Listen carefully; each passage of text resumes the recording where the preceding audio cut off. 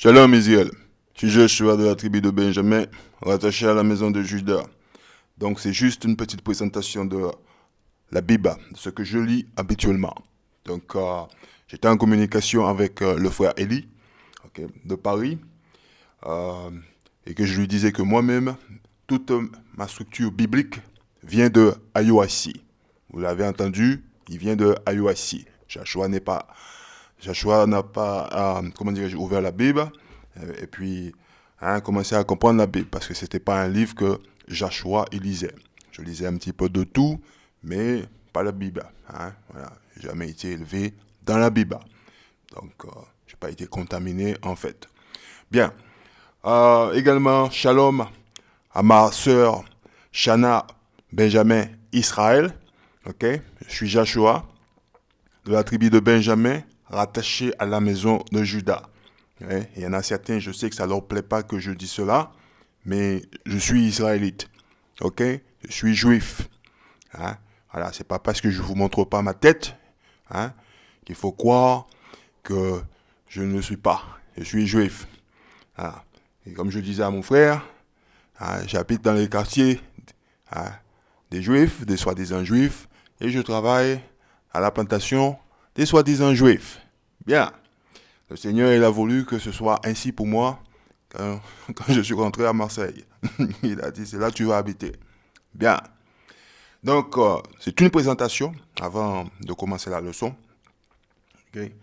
Une présentation de la Bible, de ce que je lis. Parce qu'habituellement, bon, vous montrer un petit peu qu'est-ce que je lis.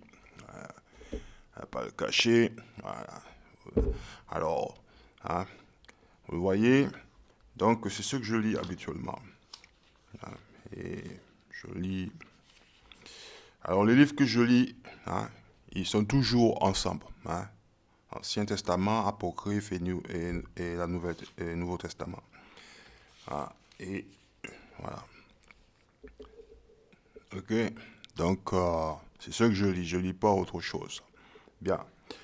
Donc, en français, on a un livre qui se rapproche un petit peu. Voilà. C'est ce livre-là qui se rapproche. Alors, ce livre-là, c'est Ostéval. Bien que souvent vous me voyez dans les leçons que je présente, j'ai cela, Alliance. Alors, Alliance, pourquoi Alliance biblique? Parce qu'il est plus facile à trouver. Voilà, un peu moins cher aussi. Voilà, vous pouvez regarder sur Internet, vous le trouverez plus facilement. Ce qui me dérange énormément avec ce Alliance biblique, là, c'est que d'une version, d'une année à une autre, c'est pas les mêmes choses. Des fois, il y a des petits mots qu'ils ont changés, qu'ils ont remplacés. Ils réécrivent le livre continuellement. Monsieur Leblanc, c'est pas bien ça. Bon, on sait que vous êtes notre ennemi. Voilà. Mais on va le fixer. On va le fixer. Voilà. Donc, c'est par rapport à ça que je lis Osteval. Donc, moi, ce que je fais en français, parce que sinon, je ne me serais pas en sorti. Alors je lis ces livres-là. Voilà. Alors, Osteval, vous en avez pour tout. Vous avez ceux avec les apocryphes et ceux sans les apocryphes. Donc, en général, je lis ceux avec les apocryphes, okay, que, comme j'ai déjà expliqué plusieurs fois, j'en ai un gros avec les apocryphes, et les gros, je ne le sors pas. Et c'est ça que je lis en général. Voilà. Je lis aussi David Martin aussi. Donc j'utilise ce livre-là, particulièrement Ancien et Nouveau Testament, okay, en complément avec Alliance biblique pour lire les livres de Toro canoniques. Voilà. Quand je lis le Nouveau Testament et l'Ancien Testament dans ce livre-là, j'utilise celui-là pour corriger un petit peu le bon français courant qu'ils ont mis dans le livre. Voilà. C'est pour ça que j'ai ce livre dans lequel je peux gribouiller, marquer, parce que voilà, je peux marquer un tas de choses que je veux dans le livre. Voilà. Okay. Mais habituellement, je le fais plus précisément voilà, dans celui-là, qui reste à la maison.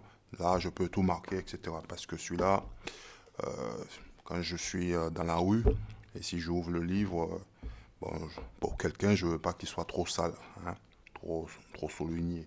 Donc c'est par rapport à ça. Donc, c'est ce que je fais habituellement. Donc j'ai expliqué au frère Eli, il vous le dira, hein, il vous le montrera aussi également, parce que hein, je tiens aussi à ce que vous mettez la main sur un des livres comme ça vous aidera énormément. Alors ce livre-là, il est très proche du King James. Voilà. Voilà. Il va vous le dire, le frère Eli. Donc vous pouvez lire ça, comme ça. C'est comme ça que je lis. Voilà. En plus des leçons de l'organisation IOIC. Ça aide énormément. Bon, après, en fonction de l'âge, comme moi par exemple, il faut lire un petit peu beaucoup pour se souvenir. Hein, voilà. Alors, je vais vous montrer aussi celui-là. Alors celui-là, hein, hein, c'est David Martin. Voilà, donc toujours pareil. Hein. Il y a l'année. Hein, hein. Monsieur Leblanc, ok. On va aller dans les années comme ça, 1744, 1800, hein, pour fixer hein, ce que vous avez fait dans les nouveaux. Hein, voilà. Donc c'est pareil. Donc je lis David Martin. David Martin, c'est un très très bon livre aussi, qui se rapproche de Osteval et de King James. Voilà. Pareil. Alors si vous trouvez ces livres-là, il est très très important. Voilà. Hein, achetez-le. Voilà. Donc le frère Eli vous dira quelque chose que je lui ai dit concernant ces livres-là. Donc, dans les livres anciennes,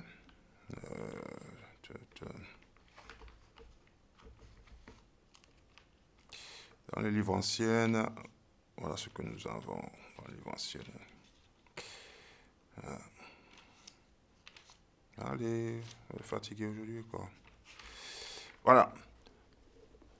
Voilà le nom des livres anciennes. C'est comme ça, ouais. Les apocryphes. Ok? Livres apocryphes. Donc, dans les livres anciennes, c'est comme ça on trouve le livre. Hein, le nom du livre, pardon. Le nom du livre, ok? Apocryphe. Dans les livres modernes, c'est livres deutérocanoniques. Voilà, ce sont exactement les mêmes livres.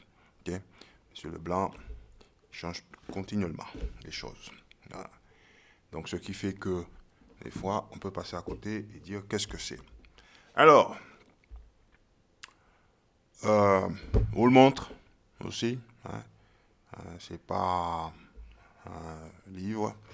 J'ai le livre à la maison, mais j'ai préféré, ok, sacrifier le livre. Donc, en contrepartie aussi, je lis aussi un petit peu des livres d'histoire ou des livres de dictionnaires, des dictionnaires de la Bible ou des livres qui se rapportent un petit peu à l'étude biblique. Tout ça aussi pour m'occuper l'esprit dans la Bible, hein, pour éviter de quitter le chemin de l'éternel, être distrait, hein, parce que à tout moment, des choses peuvent nous arriver. Voilà. Voilà. Donc, c'est par rapport à ça. Donc, c'est pas un livre celui-là, hein, c'est une Bible. Alors, c'est pareil, hein, sur Stival. Ok. Voilà, la même chose sur Stival. Voilà. La différence, je vous la montre, c'est parce que ici, ils ont mis l'année du livre en, en lettres romaines. Hein, c'est un livre qui date dans les 1800 et quelques. Voilà. 1700, 1800, j'avais vérifié, je ne me rappelle même plus, mais c'est un livre qui est vieux. Donc si vous trouvez des livres comme ça, vous regardez avec sur Internet les lettres romaines, à quoi ça correspond, et puis en fonction, vous achetez le livre. Voilà.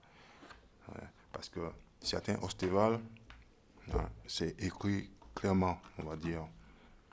On va montrer. Voilà, vous voyez. Voilà. Certains livres, c'est écrit clairement, vous pouvez la comprendre, 1870.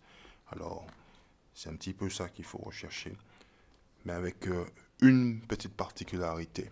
Donc, mon frère, n'oublie pas de transmettre ces informations. Voilà, ok. Donc, c'est pareil. Bon, c'était juste une petite présentation de ce que je lis, ok, en complément avec le livre euh, deutérocanonique ou apocrypha.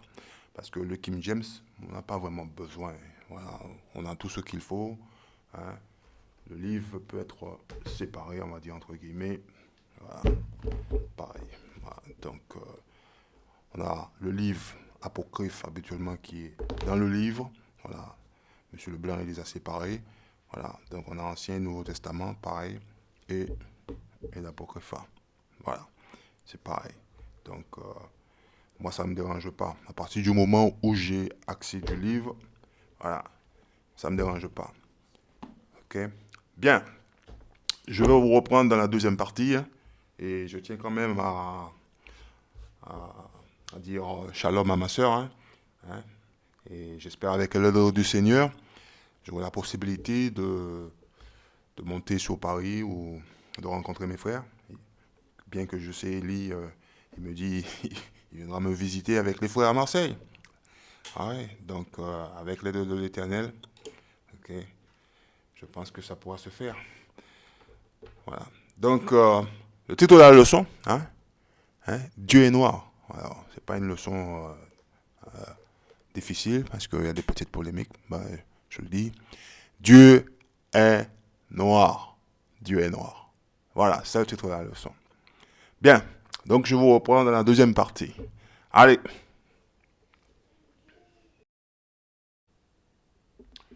Ok. Bon, ben, on va continuer la leçon. On va continuer. Ok. Donc, le titre de la leçon, c'est Dieu est noir. C'est ce qu'on va voir. Dieu est noir. Voilà. Parce qu'il y en a certains qui pensent qu'il est blanc, mais il n'est pas blanc. Jean chapitre 8, verset 32. On ouvre avec ça. On va aller verset 31. Parce que la parole de l'Éternel n'est pas adressée à tout le monde. Ok. Somme 147, verset 19 nous le dit. C'est clair et net et précis. Ok. Jean 8, verset 31. Jésus dit alors aux Juifs qui avaient cru en lui. Si vous obéissez fidèlement à mon enseignement, vous êtes vraiment mes disciples. Et si vous connaîtrez la vérité vous rendra libre. Donc, la vérité, les soi-disant Guadeloupéens, Martiniquais, Haïtiens, Dominicains, Guyanais, Réunionnais, ceux de chez nous là-bas qui est en Afrique, nous sommes enfants d'Israël. Isaïe, chapitre 11, verset 11.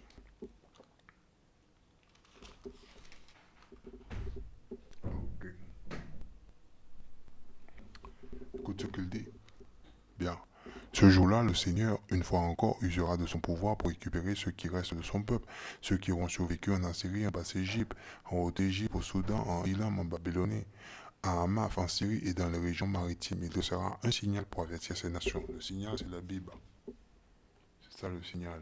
Okay. Écoutez bien.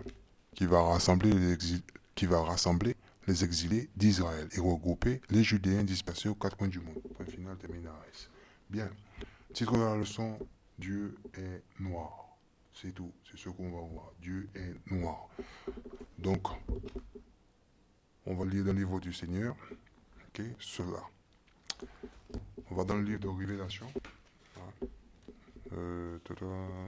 Révélation, on va aller dans ce livre-là, Apocalypse ou la révélation. Donc la racine de ce mot, révélation, veut dire révéler. Ok, chapitre 1, verset 1. Alors écoutez bien ce qu'il dit.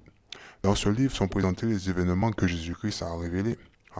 Dieu lui a donné de les révéler pour montrer à ses serviteurs ce qui doit arriver bientôt. Ok? Qui est le serviteur du Seigneur? Isaïe 44. Ouais. Verset 1.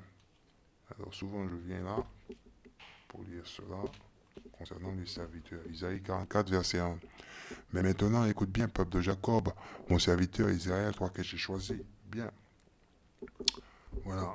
Donc, on retourne bas et on continue de lire. Hein. Le Christ, hein, on reprend ici. Hein. Le Christ les a fait connaître à son serviteur. Son serviteur. Ok? Jean, en lui envoyant son ange. Bien. Alors, on va lire verset 9. On va passer ici. Écoute bien. Je suis Jean, votre frère, et dans l'union avec Jésus. Je participe avec vous, okay, à la souffrance au royaume et à l'attente patiente. J'ai été placé sur les appelés Patmos parce que j'ai parce que j'avais prêché la parole de Dieu et la vérité révélée par Jésus. Bien, Somme 40. On l'avait mis en prison sous l'île Patmos. Ce qu'il dit. Voilà, verset 9, Somme 40, verset 9. On est là. Écoute, hein, mon Dieu, j'ai plaisir à t'obéir et je garde ta loi tout au fond de mon cœur. Donc, Jean, il a obéi, il a gardé les commandements, les instructions de Dieu. Bien, on retourne là-bas. Hein? Révélation, chapitre 1, verset 10. Écoute ce qu'il dit. Voilà. Révélation, chapitre 1, verset 10. Le jour du Seigneur, l'Esprit Saint se saisit de moi et j'entendis derrière moi une voix forte qui résonnait comme une trompette. Bien. Alors, Monsieur Leblanc, il a mis un petit truc ici, là. Petit G, là, le jour du Seigneur. Bien, on regarde dans les notes. Qu'est-ce que ça nous dit dans les notes? Jour du Seigneur, c'est-à-dire dimanche. Bon, on va aller faire comme ça. On va aller dans les vocabulaires du livre. Voilà, vocabulaire du livre, vous voyez, sabbat. Qu'est-ce que ça dit?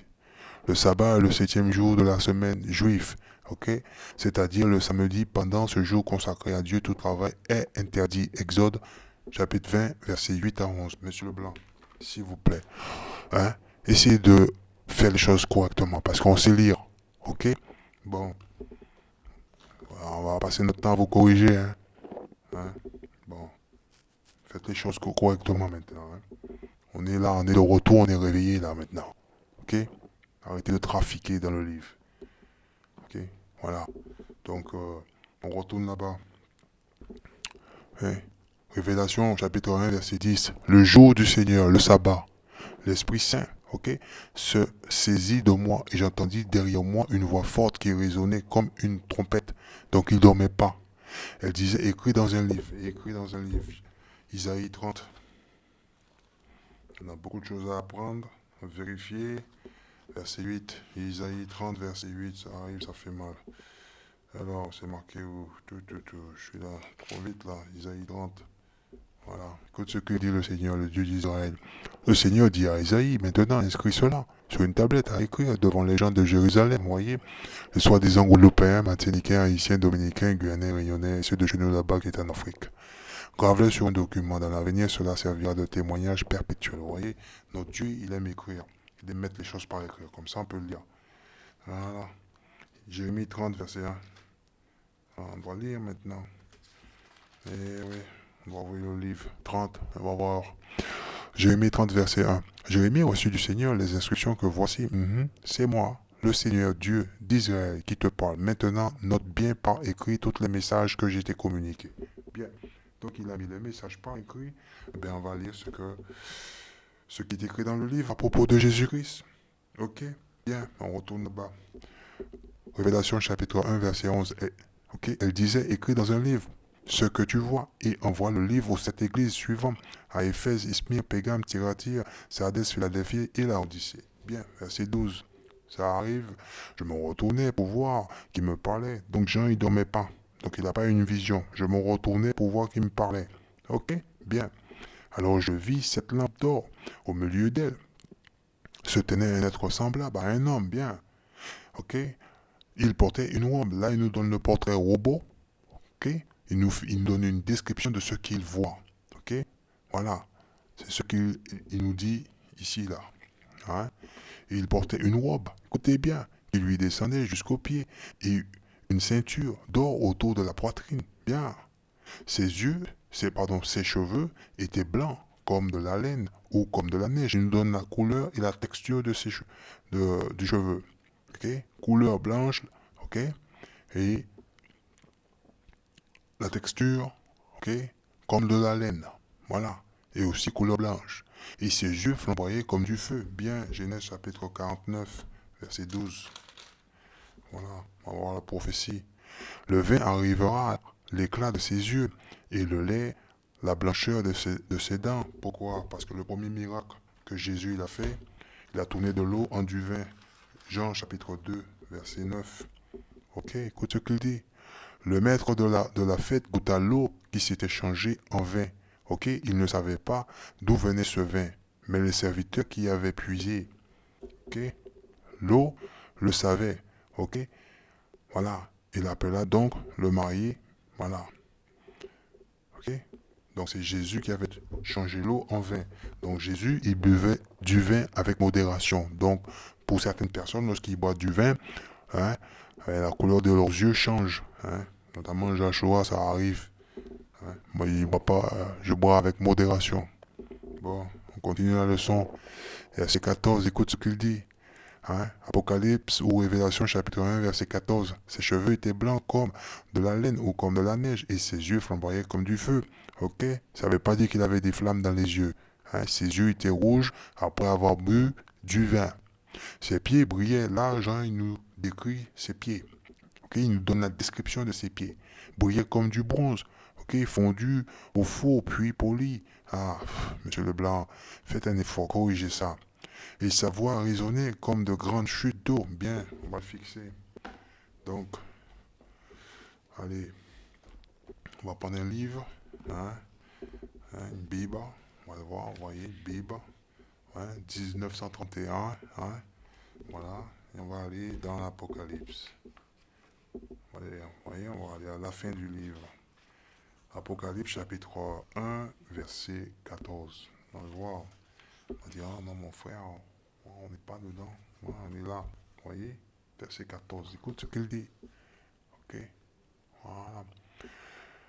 Sa tête et ses cheveux étaient blancs comme de la laine blanche et comme la neige, et ses yeux étaient comme une flamme de feu.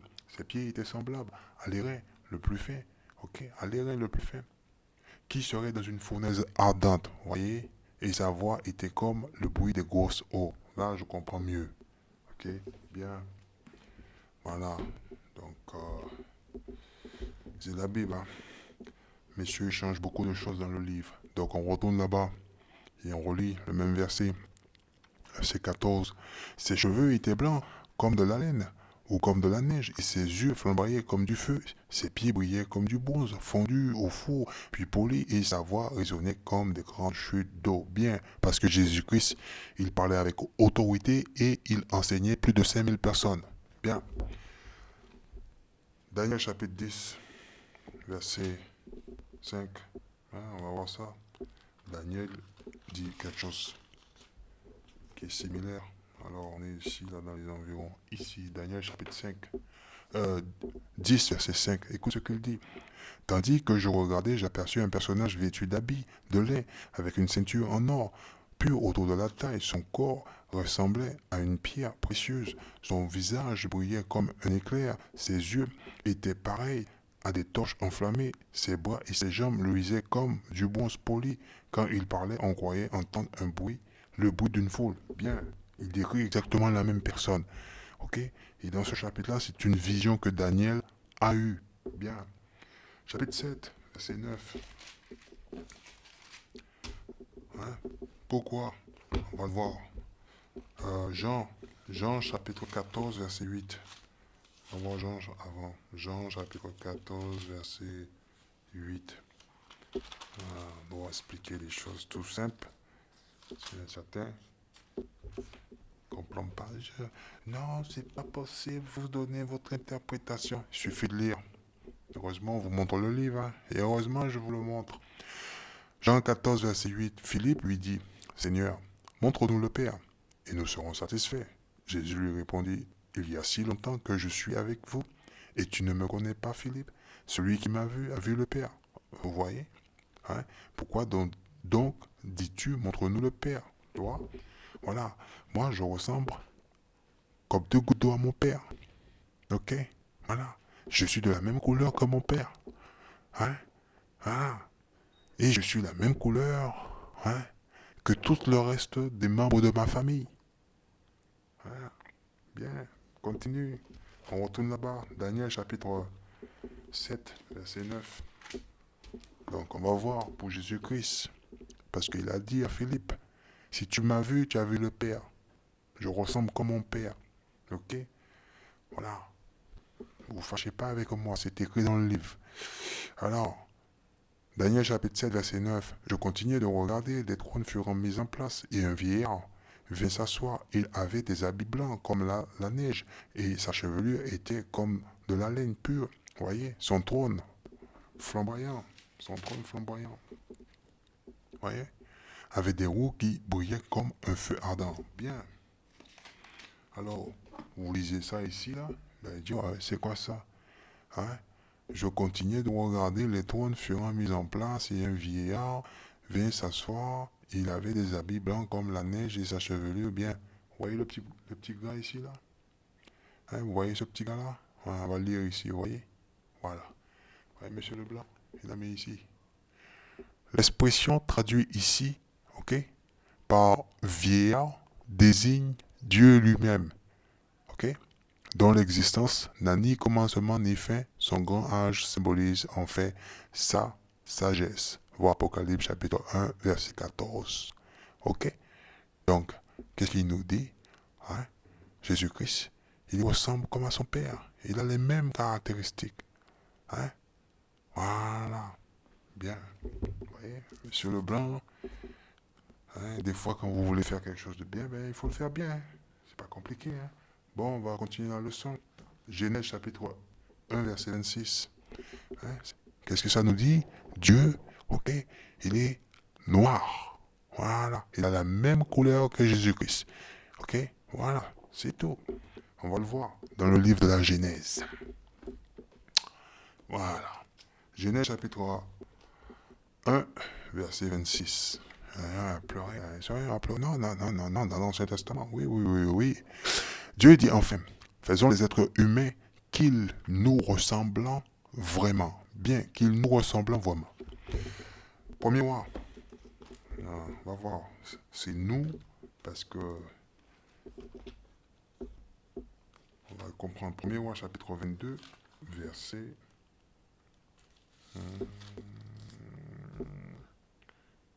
19. Okay. Premier roi, chapitre 22, verset 19. Écoute ce qu'il dit. Mais Michel reprit. Écoute plutôt ce que dit le Seigneur. J'ai vu en effet le Seigneur assis sur son trône royal, voyez, avec tous ses serviteurs célestes, debout à sa droite et à sa gauche. Ok? Bien, on va continuer de lire. Il a demandé qui veut aller donner à Achab la mauvaise idée d'attaquer Ramoth de Galade, afin qu'il y soit tué, voyez. Donc il y a ce qu'on appelle une conseil, hein, qui est tenue à ce moment. Okay? Quelqu'un a proposé ceci, un autre cela. Alors l'esprit qui inspire les prophètes, voyez, s'est avancé devant le Seigneur et a dit, moi, j'irai lui, ok, en donner l'idée. Comment demander le Seigneur, voyez, comment demander Dieu. Écoute ce qu'il dit. J'irai, ok, a-t-il dit, et je ferai prononcer des mensonges par tous les prophètes du roi. Le Seigneur lui a répondu, c'est un excellent moyen pour le tromper. Vas-y et fais cela. Bien, voyez. Donc Dieu n'était pas tout seul. Ok, bien. On va le lire, monsieur. Hein. Vous allez comprendre. Ne vous fâchez pas. Voilà. Parce que c'est pas pour tout le monde. Genèse chapitre 1, verset 26. Dieu dit enfin, faisons les êtres humains qu'ils nous ressemblent. Ok? Bien. Vraiment, qu'ils soient, ok? Les maîtres des poissons dans la mer, les oiseaux dans le ciel et sur la terre, des gros animaux et des petites bêtes qui se meuvent au ras du sol. Bien. Chapitre 2, verset 7. Écoute. Le Seigneur Dieu prit de la poussière du sol et en façonna un être humain. Ok. La poussière du sol. Hein? Puis il lui insulfa dans les narines le souffle de vie, et cet homme devint un être vivant. Bien. Donc, Dieu est noir. Ok? Bon, on va continuer. On va le voir. Okay? Parce que Jésus-Christ nous l'a dit. Hein? Jean chapitre 14, verset 8. Il nous l'a dit. Je suis obligé de vous le dire encore. Vous le relire. Car Jean 14, 8, écoute ce qu'il dit. Qui c'est qu'il dit? C'est Jésus qui le dit. C'est pas Joshua qui le dit. Hein? Voilà. Philippe lui dit, Seigneur, montre-nous le Père et nous serons satisfaits. Jésus lui répondit, il y a si longtemps que je suis avec vous et tu ne me connais pas, Philippe. Celui qui m'a vu a vu le Père. Pourquoi donc dis-tu, montre-nous le Père? Voilà. Ok? Donc, On va faire un tour dans le livre de Hébreux. Hébreux, chapitre 1, verset 1. Voilà. Hébreux, chapitre 1, verset 1. Écoute ce qu'il dit. Autrefois, Dieu a parlé à nos ancêtres à plusieurs reprises et de plusieurs manières par les prophètes. Mais dans ces jours qui sont les derniers, il nous a parlé par son Fils. C'est par lui que Dieu a créé l'univers. Et c'est lui que Dieu a désigné pour entrer en possession de tout. Il reflète la splendeur de la gloire divine. Alors, le mot aussi refléter, ok, hein, on va le voir, ça peut être un très grand mot français. Vous savez, nous on a fait des études, l'école des Blancs, on a été programmé, l'école des Blancs. Alors, vous voyez mon livre de Hébreux, il parti en congé, lui. Alors,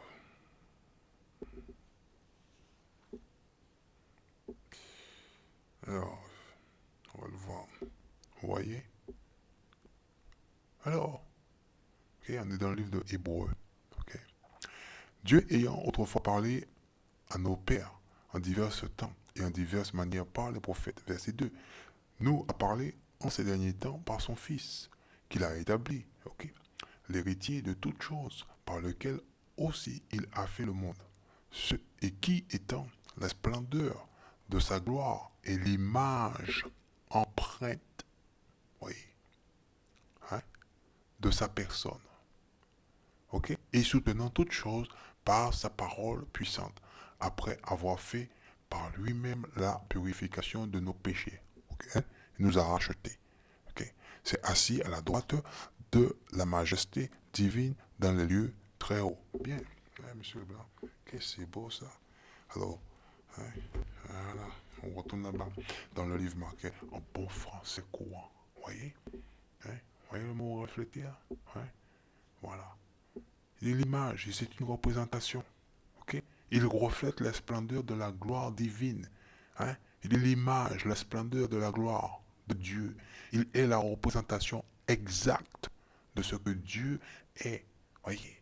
Et il soutient l'univers par sa parole puissante après avoir purifié les hommes de leurs péchés. Il nous a rachetés.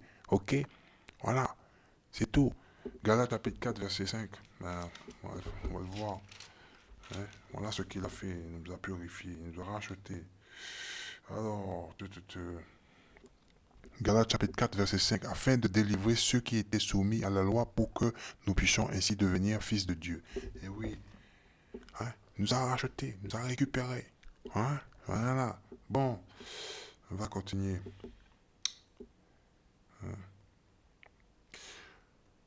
Colosse chapitre 1, verset 15. Colosse chapitre 1, verset 15. Alors, écoute ce qu'il dit. Colosse chapitre 1, verset 15. Le Christ est l'image visible du Dieu invisible. Voyez, il est le Fils premier-né, supérieur à tout ce qui a été créé. Bien. Alors, mes frères et mes sœurs, c'est pas la peine de discuter de la couleur de Dieu, etc. Voilà. C'est écrit dans le livre. Voilà, c'est tout. Il faut juste le lire.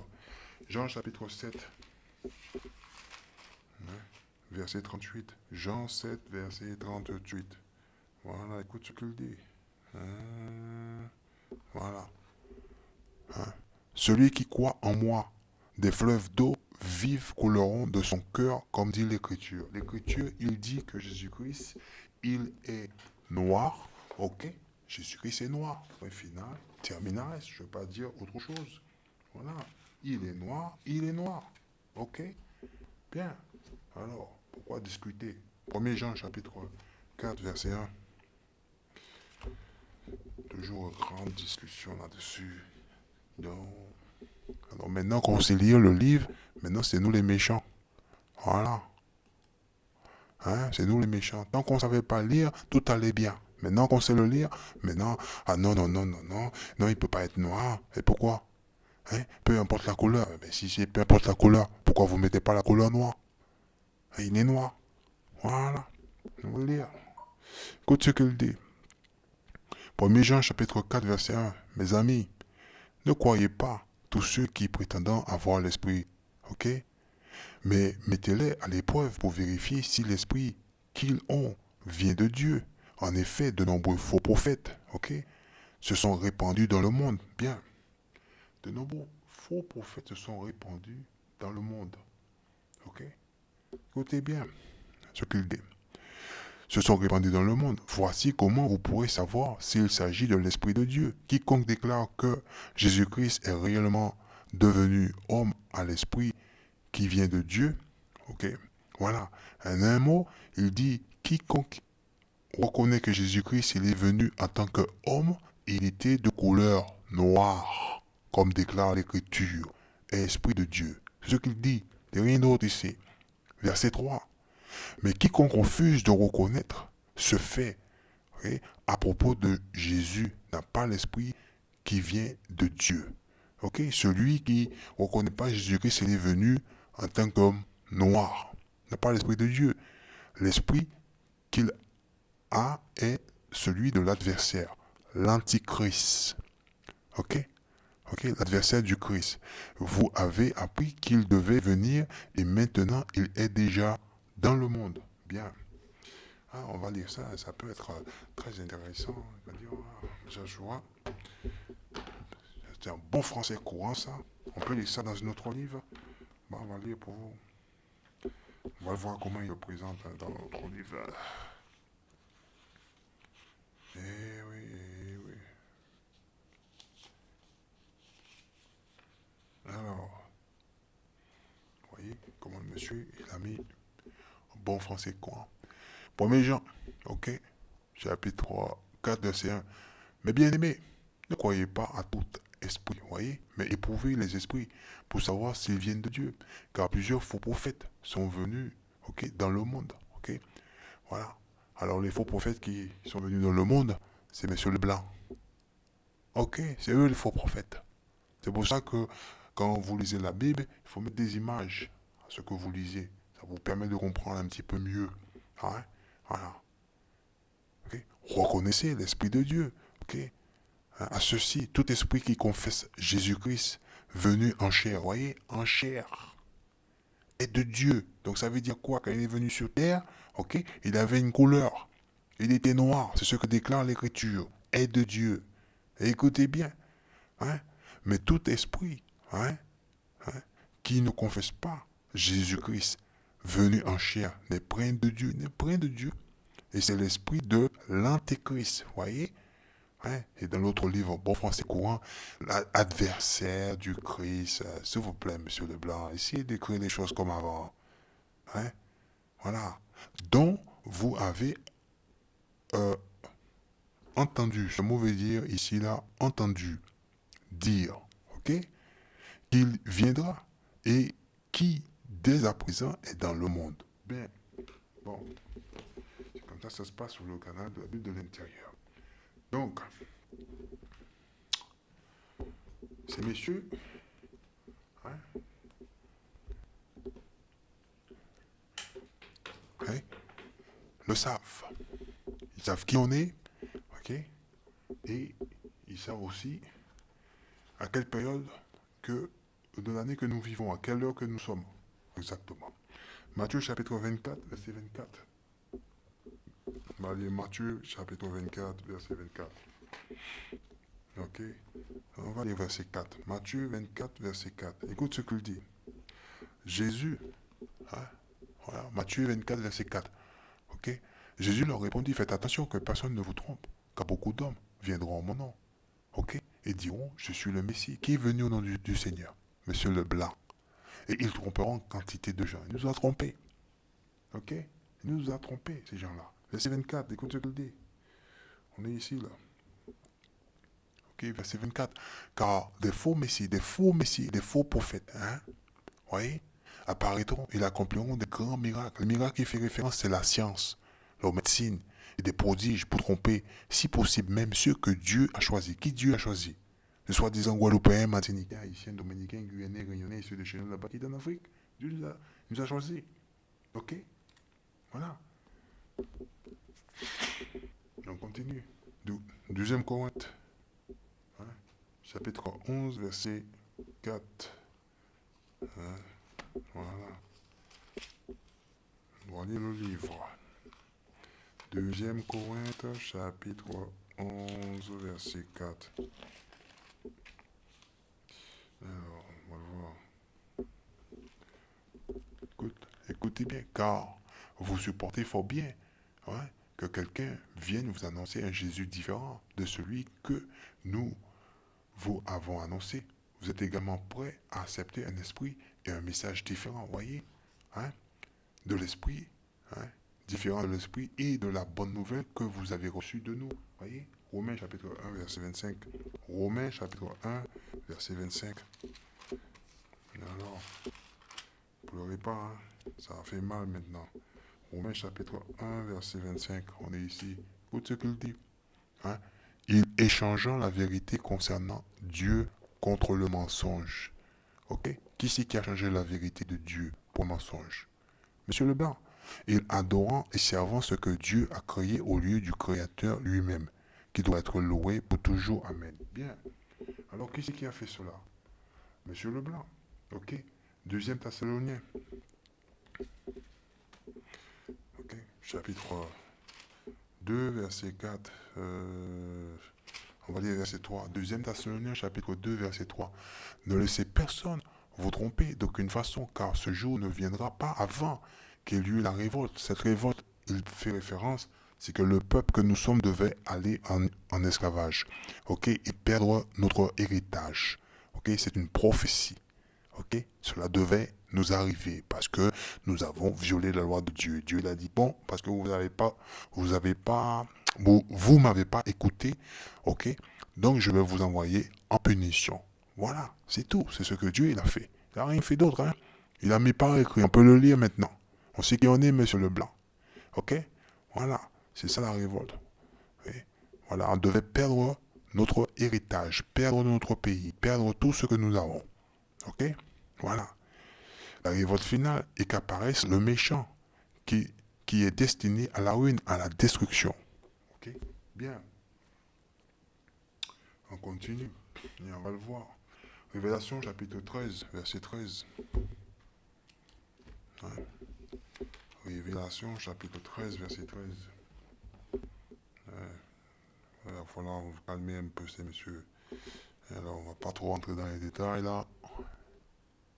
Alors, cette deuxième bête, Révélation chapitre 13, verset 13, cette deuxième bête accomplissait de grands miracles.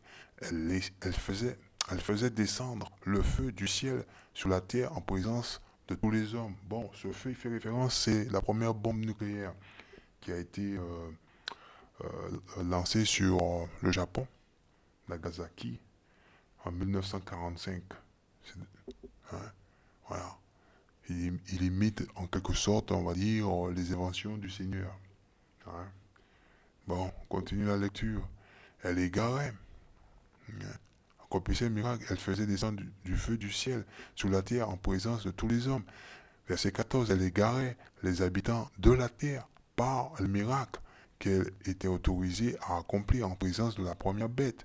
Elle disait aux habitants de la terre de faire une image, en l'honneur de la bête, okay, qui avait été blessée par l'épée, hein, et qui vivait, voilà. Pourtant, verset 15, la deuxième bête reçut le pouvoir de donner le souffle de vie à l'image, le souffle de vie, hein, à l'image de la première bête, afin que cette image puisse parler et qu'elle fasse mettre à mort tous ceux qui ne l'adoraient pas.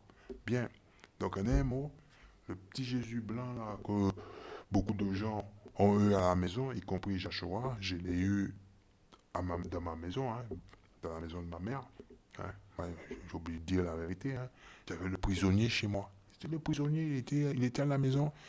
Je me souviens, j'allais à l'école, ok, je le laissais à la maison. Je rentrais, il était toujours à la maison. J'allais chez ma grand-mère à DE, il était à la maison. Je rentrais de vacances, il est toujours à la maison. Il n'allait jamais dehors. Voilà. Voilà, c'est le prisonnier de la maison. Il gardait la maison. C'est le prisonnier, c'est comme ça que je l'appelle. Donc, ce prisonnier, ok, nous a été donné par la force, ok, par ceux qui nous l'ont donné, ouais, messieurs les Blancs. Ouais, ils ont massacré, tué nos parents. Ok, ils nous ont forcé cette image sur nous. Si nos parents ne se prosternaient pas devant, n'adoraient pas cette image-là, ils étaient mis à mort. Ok, et ça a commencé depuis 1492, mais un petit peu avant, hein, durant la Renaissance, la période de la Renaissance en 1453. Hein. C'est pour ça qu'on a beaucoup de difficultés à trouver des informations concernant cette période-là. Hein. Voilà. Donc, quand Christophe Colomb a pris le bateau, il a traversé pour aller là-bas, on va dire, à la soi-disant découverte de l'Amérique, ben, il est arrivé avec les prêtres hein, à bord du bateau. Hein, voilà, pour convertir les gens, hein, évangéliser les gens. Voilà. Donc cette image-là a été forcée sur ces gens-là. Hein, voilà. Donc si les gens ne se prosternaient pas, ils étaient mis à mort. Bon, ben, c'était la prophétie hein, hein, qui s'est réalisée. Voilà. Révélation chapitre 1, verset 3. On va lire ici. Écoute ce qu'il dit ici. Révélation chapitre 1, verset 3. Heureux celui qui lit ce livre et heureux ceux qui, écoutant les paroles de ce message prophétique et obéissant à ce qui est écrit ici, car le moment fixé pour tous ces événements est proche. Bien, vous voyez, on arrive à la fin. Ok, donc préparez-vous. Ok, hein? Changez de comportement, répentez-vous et arrêtez de vous disputer à propos du couleur de Jésus-Christ. Il est noir. Point final. Il est venu que pour le peuple d'Israël. Ça s'arrête là. Il est noir. On ne peut rien faire pour vous. Et il vient sauver uniquement le peuple d'Israël. Les soi-disant Guadeloupéens, Martiniquais, Haïtiens, Dominicains, Guyanais et Réunionnais et ceux de chez nous là-bas qui est en Afrique. C'est tout. Ce qui est écrit dans le livre. Luc chapitre 1, verset 68. Ne vous énervez pas. Ah, mon pasteur. Luc chapitre 1, verset 68. Voilà. Écoute ce qu'il dit. Voilà. Loué soit le Seigneur, le Dieu du peuple d'Israël, parce qu'il a porté son attention sur son peuple et l'a délivré. Il a fait apparaître un puissant sauveur pour nous, parmi les descendants du roi David, son serviteur. Ok? C'est ce qu'il avait annoncé depuis longtemps par ses saints prophètes. Il avait promis qu'il nous délivrerait de nos ennemis et du pouvoir de tous ceux qui nous haïssent. Donc, tout le monde veut sauver Monsieur Leblanc. Ok? Mais Monsieur Leblanc, lui, il n'est pas le captif. Ici, il n'est pas le prisonnier ici. C'est nous les prisonniers. Ok? C'est nous qui sommes en esclavage ici.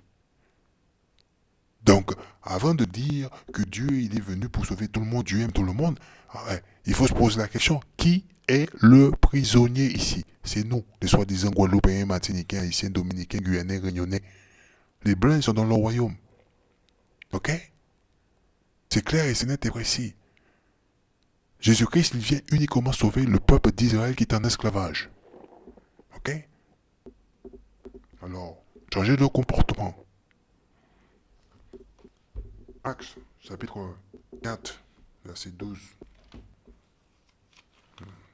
Actes, chapitre 4, verset 12.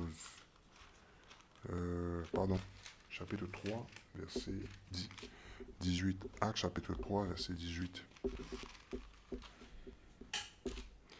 Alors. Actes, chapitre 3, verset 18. Ok. Ici. Actes, chapitre 3, verset 18. Mais Dieu a réalisé ainsi ce qu'il avait annoncé autrefois par tous les prophètes. Son Messie devait souffrir, changez donc de comportement et tournez-vous vers Dieu pour qu'il efface vos péchés. Le péché est la violation de la loi de Dieu. 1 Jean chapitre 3 verset 4. La loi a été seulement donnée au peuple d'Israël. Point final. Ok?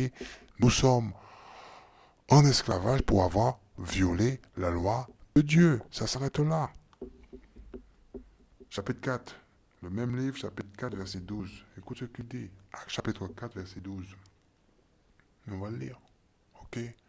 Le salut ne s'obtient qu'en lui, car nulle part dans le monde entier, Dieu n'a donné aux hommes quelqu'un d'autre par qui nous pourrons être sauvés. Ok, verset 13, les membres du conseil étaient, ok, très étonnés car ils voyaient l'assurance de Pierre et de Jean. Ok, et ils se rendaient compte en même temps que c'étaient des hommes simples et sans instruction. Ils reconnaissaient en eux d'anciens compagnons de Jésus. Point final, terminaris. Ok, donc, c'est pas la peine de discuter. Jésus-Christ, il est noir, Dieu il est noir, le peuple de Dieu est noir, les anges sont noirs, Moïse est noir, ok? Voilà, tout le monde est noir chez nous. Voilà. Et ceci, c'est pas pour tout le monde. C'est un message qui a été seulement adressé au peuple de Dieu. Ok? La parole de Dieu a été seulement donnée au peuple d'Israël. Ok? Psaume 147.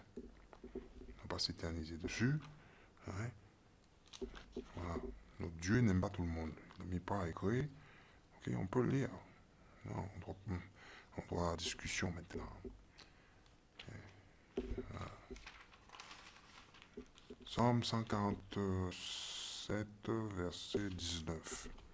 Alors, voilà, oui, c'est ici. Hein? Il communique sa parole à son peuple. Il prescrit à Israël des règles de vie. Il n'a rien fait de tel pour aucun autre peuple. Aucun ne connaît ses commandements. Point final, terminares. La Bible, c'est uniquement pour le peuple d'Israël. Et arrêtez de penser que tout le monde va être sauvé. Seuls les soi-disant Guadeloupéens, Martiniquais, Haïtiens, Dominicains, Guyanais, Réunionnais qui vont être sauvés. Donc, avec ça, je vous dis shalom, ok, et bon sabbat.